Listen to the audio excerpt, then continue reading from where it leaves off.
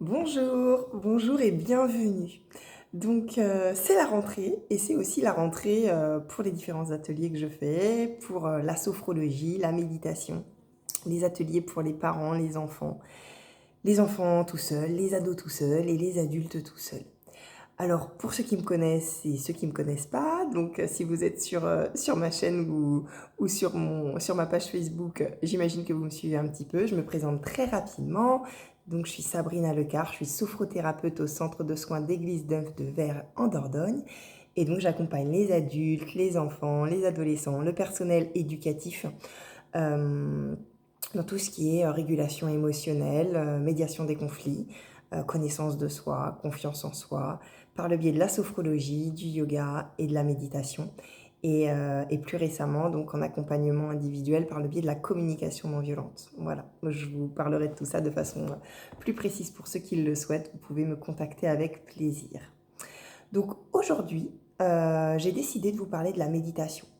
La méditation, on en entend souvent parler dans les magazines, à la télé, dans les conférences, donc je me doute bien que vous savez ce que c'est, sans trop savoir finalement vraiment ce que c'est. Moi, j'ai une approche particulière qui mêle à la fois mon approche de la sophrologie existentielle, la communication non violente et la méditation telle que Fabrice Midal me l'a enseignée. Alors souvent, la méditation, elle a souvent été présentée comme une technique, une façon de se détendre et de se calmer, ça je vous l'ai déjà dit par écrit, et, euh, et c'est assez réducteur, c'est même très réducteur. Donc c'est vrai, la méditation va permettre, de par l'attention, donc je vais en parler juste après, qu'on va poser sur ce qu'on ressent, eh ben, d'apporter une certaine détente, une certaine relaxation, un certain équilibre. Mais c'est pas une fin en soi, c'est bien trop réducteur. Et dans notre société, on est tellement dans cette notion d'objectif, de réussir des choses, que ben souvent on n'y arrive pas. Hein, je sais pas vous, mais dès qu'on a cette notion de devoir faire quelque chose, bah, ça met une pression inconsciemment. Et au bout d'un moment, on arrête. Ça, j'y viendrai aussi tout à l'heure, parce que justement, on n'y arrive pas. Et la méditation, c'est précisément aller rencontrer ce que vous avez de vivant à l'intérieur de vous, et non pas d'aller chercher à obtenir quoi que ce soit, d'aller se calmer. Donc désolé, mais la méditation, eh ben, elle est pas là pour se calmer. Et ouais, parce qu'on est des êtres humains. On est des êtres humains et on a des émotions. On a des émotions diverses et variées, les montagnes russes. Et moi, je suis aussi une montagne russe. Et la méditation, elle m'aide à accueillir tout ça. Ce que je veux dire par là, c'est que la méditation, elle rend pas les enfants calmes, elle rend pas les parents calmes, elle rend pas les chefs d'entreprise calmes, H24, 7 jours sur 7. Par contre, ouais, quand même, par contre, on s'aperçoit qu'en méditant, eh ben, on va mieux réguler nos émotions. On va avoir des rapports avec soi et avec l'autre qui vont être plus doux, en tout cas plus conscients et plus dans la présence. On va découvrir des choses sur soi. Et surtout, on va moins fonctionner par la tête et par l'esprit. On va revenir au corps et au cœur. Et c'est ce dont je vais vous parler aussi aujourd'hui. Alors là, on est dans une période de rentrée. Et du coup, je me suis dit, tiens, si on faisait aussi la rentrée de la méditation en la présentant, encore une fois, à ma façon. Parce que la méditation, c'est ça aussi, comme la sophrologie existentielle d'ailleurs, c'est toujours avoir ce nouveau regard, ce regard neuf. C'est pas parce que ça fait 1 an, 2 jours, 10 ans, 20 ans qu'on médite qu'on est des experts de la méditation. La méditation, c'est le regard du débutant. C'est toujours avoir cet esprit que c'est toujours la première fois en fait. Et même si vous faites des pratiques plusieurs fois, et ben c'est toujours différent. Comme les respirations qu'on a. On a une respiration, une deuxième respiration, et chaque respiration est différente. Alors, c'est vrai que c'est chouette, je trouve, de recommencer quelque chose de nouveau. Et là, cette période de septembre, eh ben, je me dis, tiens, on va commencer quelque chose de nouveau par le biais de la vidéo et aussi par le biais des ateliers. Donc, les ateliers de méditation pour les adultes, ils reprennent la semaine prochaine. Vous pouvez les intégrer tout au long de l'année. Donc, n'hésitez pas à me contacter ou par mail, par téléphone, venir faire une séance et puis voir si ça vous dit d'aller à cette rencontre avec vous-même. Donc, là, on peut se poser la question aussi, quand ça fait quelque temps qu'on médite, c'est de se dire, bah tiens, pourquoi est-ce que la méditation, elle m'aide pas assez? Est-ce qu'elle pourrait me soutenir autrement? Bah, en fait, ce qui se passe, c'est que, comme je vous ai dit tout à l'heure, la méditation, elle est souvent présentée comme quelque chose de réducteur. Elle est souvent présenté comme être dans le moment présent. Alors c'est vrai, la méditation, c'est être dans le moment présent. Mais pour autant, être dans le moment présent, je ne sais pas pour vous, mais moi, ça ne m'aide pas toujours à faire face aux difficultés de la vie, surtout si elles sont importantes. Je suis dans le moment présent, je ressens bien ce qui se passe, et pour autant, si c'est une période où j'ai besoin d'ouverture ou de simplicité, ça ne va pas m'aider de la même façon. De la même façon, souvent on entend cette idée de lâcher prise. La méditation, faut lâcher prise. Ouais, mais lâcher prise, ça met une sacrée pression. Donc on va, comme dit Fabrice Midal, l'école dans laquelle je suis issue, on va se foutre la paix en fait. Et ça, on va l'apprendre aussi. On va l'apprendre. En fait, c'est super simple, vous allez voir. Il n'y a juste rien à faire, justement. Et c'est ça qui n'est pas si facile parce que dans notre société, on nous a toujours appris à ce qu'il y a quelque chose à faire, en fait. Il faut toujours occuper le temps. Et là, on va aller au cœur de qui nous sommes. Donc, voilà, on va aller entrer dans ce rapport à la méditation qui est bien plus profond que de ce rapport trop pauvre, qui est, être dans l'instant présent, ce qui est vrai, mais ce n'est pas que ça. Donc pour que la méditation puisse nous soutenir face aux projets, aux défis qu'on va avoir dans la vie, on ne va pas la restreindre à ce qui se passe ici et maintenant.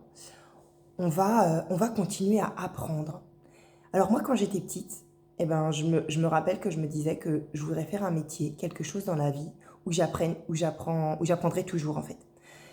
Je crois que je suis sur le bon chemin, la bonne voie, voilà, sachant voilà, on n'est pas à la fin, je suis toujours moi aussi sur ce chemin et j'en apprends tous les jours. J'en apprends sur moi, ce qui me permet aussi de mieux vous accompagner pour en apprendre sur vous et je trouve ça merveilleux. Alors, la posture méditative, c'est quoi ? En fait, c'est quelque chose qui est déjà très puissant par l'attention qu'on va porter à ce qui se passe. Ça, je le maintiens.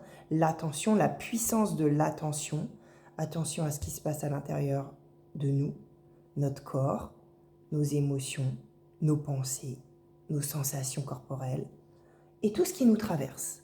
Et ça déjà, c'est déjà faire un pas de côté, effectivement. Il y a une certaine distance qui se crée, il y a une transformation. On transforme le rapport aux choses, en fait. Dans la vie, on a été habitué à serrer les dents, serrer les mâchoires. Lève-toi et avance, quoi. Relève-toi si tu tombes. Et ouais. Donc là, ce qui se passe, effectivement, c'est une approche un peu révolutionnaire. Sauf que on voit qu'il y a eu le développement du burn-out, des dépressions, et c'est pas pour rien, en fait. C'est pas pour rien qu'il y a une transition qui doit se faire et que dans notre vie, moi, en tout cas, je vais vous proposer d'avoir les choses différemment pour traverser les mouvements. Parce que la vie, c'est pas rose, c'est pas tout rose. Et c'est bien ça que je dis aussi. C'est pour ça que la méditation, c'est pas l'idée de je me relâche, je me détends et tout va bien aller. Non, on va aller traverser ce qui se passe à l'intérieur de nous, mais pas en serrant les mâchoires. Non, en étant dans une posture d'ouverture et de bienveillance. Alors,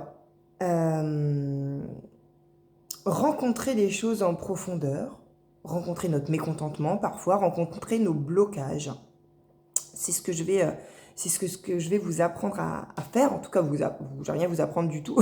vous avez tout ça en vous, en fait. Je vais simplement vous guider par la pratique. Et sans pour autant aller s'enfermer dans ce qu'on vit. Parce que je ne sais pas vous, mais parfois, en étant en lien avec ma souffrance, justement dans le moment présent, c'est ce que je vous disais tout à l'heure, avec cette attention particulière, on peut se retrouver complètement enfermé dans ce qu'on vit. Et c'est pas le but, en fait. C'est pour ça que je disais que la méditation, c'est pas juste quelque chose d'unilatéral, le moment présent, l'attention, la bienveillance, mais c'est plutôt quelque chose de beaucoup plus vaste, de beaucoup plus ouvert. Et c'est ce qu'on va aller visiter au fur et à mesure des séances qu'on va faire ensemble. La pleine présence, c'est magnifique, mais ça ne peut pas tout faire. C'est pas une potion magique. Donc, devant les difficultés intenses, la puissance de l'attention, ça ne suffit pas.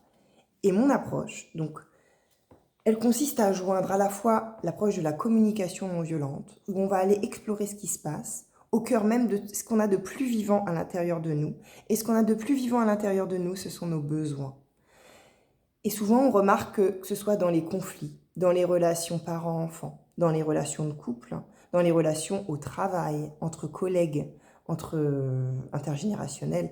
Souvent, ce qui se passe, c'est qu'au niveau de la communication, il y a des besoins qui ne sont pas nourris et surtout pas reconnus. Et la méditation est un chemin merveilleux, il y en a plein d'autres pour aller rencontrer ce qui se passe à l'intérieur de soi. Et la communication non violente, moi, m'a beaucoup soutenue pour aller mettre des mots sur ce qui se passait, ce que je ressentais corporellement au niveau de ce qui se passait, en fait, de ce qui se jouait à l'intérieur de moi, pour aller mettre voilà, des mots sur ces besoins-là. Et donc, je vais vous accompagner en ce sens. Pour autant, comment on fait? Eh bien, on ne va pas faire ça avec la volonté.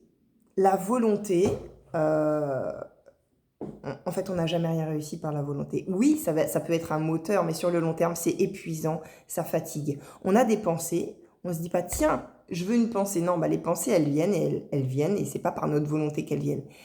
Et bah, par le fait, c'est pas par notre volonté qu'elles vont partir non plus. Non. C'est effectivement avec la puissance de l'attention, j'en parlais tout à l'heure, mais pas que. On va se mettre en lien avec notre cœur, en fait, avec l'amour qu'on a en soi et avec des besoins qu'on a tous et qu'on n'a pas assez honorés. La gratitude, la tendresse, la reconnaissance, l'émerveillement dans la vie. Tout ça, ce sont des besoins et c'est le vivant qu'on a à l'intérieur de soi. Sauf que si on ne le cultive pas, et ben ça s'épuise, ça s'amenuise et puis ça disparaît. Alors c'est très difficile de se ressourcer avec quelque chose qui est vivant en nous et qu'on a perdu l'habitude de cultiver, nous aligner. Nous aligner en nous mettant en lien avec nos besoins profonds. Parce que on est tous interdépendants. On est tous interdépendants et ça c'est pareil. En fait, on est arrivé sur Terre et on nous a dit lève-toi et marche, je le disais tout à l'heure. Moi, j'ai même des thérapeutes qui m'ont dit il n'y a pas de maman, tu seras toujours toute seule toute ta vie. Donc, c'était assez dur à recevoir et j'y ai cru un temps. Et puis, j'ai continué de cheminer et je me suis rendu compte que, non, on était tous interdépendants, on est tous liés les uns les autres.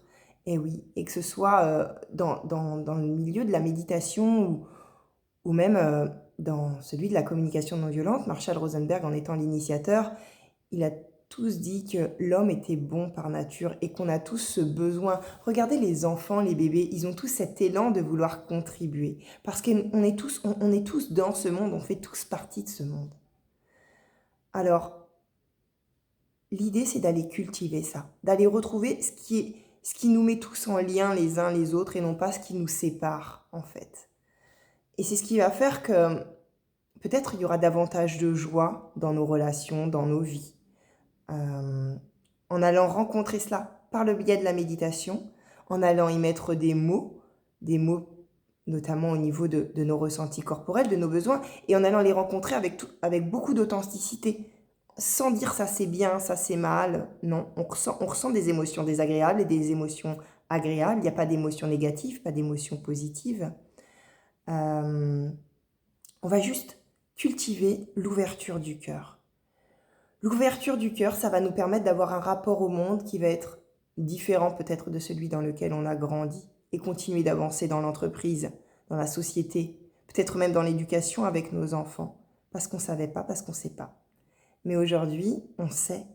On sait que câliner un enfant, ce n'est pas trop le gâter. On sait que aller accueillir un enfant dans ses émotions fortes avant 5 ou 6 ans où il ne sait pas réguler en fait ce qui se passe pour lui, et ben c'est pas être d'accord sur tout ce qu'il fait, pas du tout.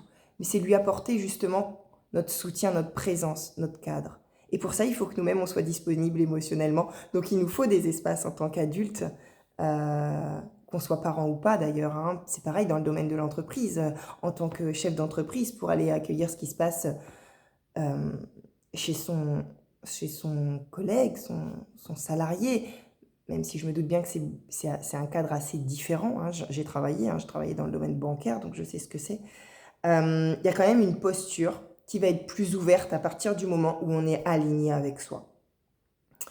Donc on a tous des idéologies, on est conditionnés, et la méditation va nous permettre d'aller ouvrir notre cœur. D'aller ouvrir notre cœur pour entrer dans un rapport à l'autre beaucoup plus authentique, et nous sentir en lien les uns avec les autres. Alors, je me suis lancée à faire cette vidéo avec mon cœur, avec mon être. Souvent, on peut entendre que les gens, ils ont du mal à méditer. Ils ont de la peine à se motiver. Ben, parce que c'est présenté comme un exercice, un entraînement. Alors c'est vrai que moi-même, je dis que la méditation, notamment pour les enfants, ben oui, ça peut aider. On appelle ça même entraînement cérébral à l'attention. Donc évidemment, parce que c'est ce qu'on a envie un peu d'entendre. Et en même temps, ce qu'on fait, c'est une rencontre avec soi. Évidemment que ça va avoir des incidences sur la capacité attentionnelle, la capacité d'attention. Comme je le disais tout à l'heure, ça va avoir des incidences sur votre présence à vous, votre qualité de présence. Mais il n'y a pas d'objectif. Vraiment, c'est venir s'asseoir sur son coussin avec l'esprit du débutant. J'ai commencé cette vidéo en parlant de ça et je terminerai cette vidéo vraiment avec ça. On n'a rien à atteindre. On n'a pas d'objectif. Sinon, ce serait encore un truc à faire. C'est plus un art de vivre. Et voilà, et les choses vont se transformer au fur et à mesure. Là, on ne va pas chercher à arriver à nos fins. Je veux atteindre le calme. Je veux m'unir avec le divin. Non, non, non. Là, je vais vous proposer de venir vous rencontrer comme vous êtes. Et à chaque fois comme si c'était la première fois, parce que c'est toujours la première fois. Voire même comme si c'était la dernière fois. J'ai entendu ça une fois, ça m'a assez interpellée. Et j'ai vécu la pratique d'une façon encore différente. Donc vous allez juste être. Vous n'allez rien essayer, vous allez être. Et je vous propose cet espace au centre de soins d'Église Neuve de Vers. Donc ce sera de mémoire le jeudi et le mardi. Et d'autres espaces peuvent être ouverts pour les adultes, pour les enfants. Je vous laisse regarder mon site, ma page, pour pouvoir voir les horaires, les conditions. Vous êtes bienvenus comme vous êtes et puis je suis à votre disposition pour toute question. J'ai hâte de vous accueillir dans notre interdépendance et notre esprit du débutant. Je vous embrasse et je vous dis à bientôt.